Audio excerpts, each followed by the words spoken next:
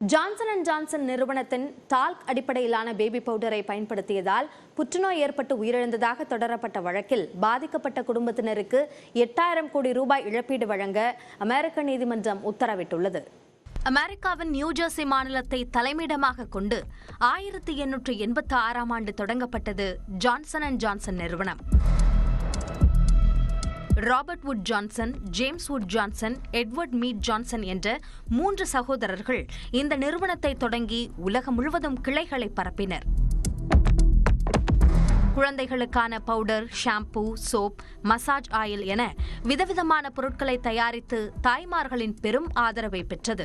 1999ஆம் ஆண்டு டயான் பர்க் என்ற கருப்பை புற்றுநோயால் பாதிக்கப்பட்ட பெண் ஜான்சன் அண்ட் ஜான்சன் நிறுவனத்தின் டால்க் தயாரிப்பை பயன்படுத்தியதால் தனக்கு நோய் வந்ததாக கூறி அந்த நிறுவனத்தின் மீது வழக்கு தொடர்ந்தார். ஆனால் இதற்கு முன்பாகவே தி லான்செட் மற்றும் அமெரிக்காவின் தேசிய புற்றுநோய் நிறுவனம் நடத்திய ஆய்வுகளில் ஜான்சன் அண்ட் ஜான்சன் நிறுவனத்தின் பேபி பவுடர் பயன்படுத்துவதால் புற்றுநோய் ஏற்படும் அபாயம் இருப்பதாக தகவல்கள் வெளியாகின.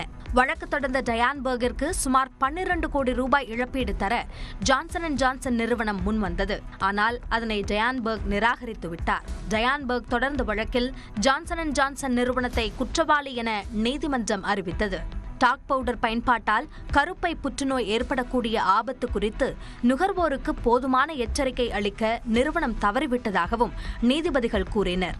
ஜான்சன் அண்ட் ஜான்சன் நிறுவனம் டாக் பவுடரின் அபாயத்தை நிரூபித்த முதல் தீர்ப்பு இது என்பதால் பெரும் வெற்றியாக கருதப்பட்டது.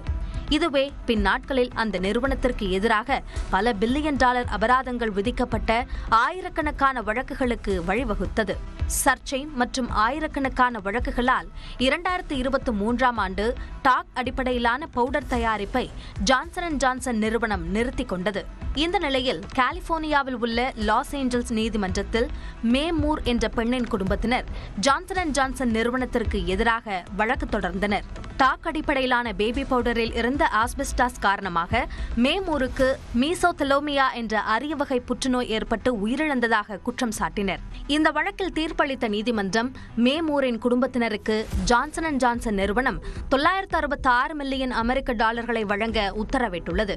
இந்திய ரூபாய் மதிப்பில் இது 8576 கோடி ரூபாய் ஆகும். இந்த தீர்ப்பை எதிர்த்து மேல்முறையீடு செய்யப்போவதாக ஜான்சன் அண்ட் ஜான்சன் நிறுவனம் தெரிவித்துள்ளது.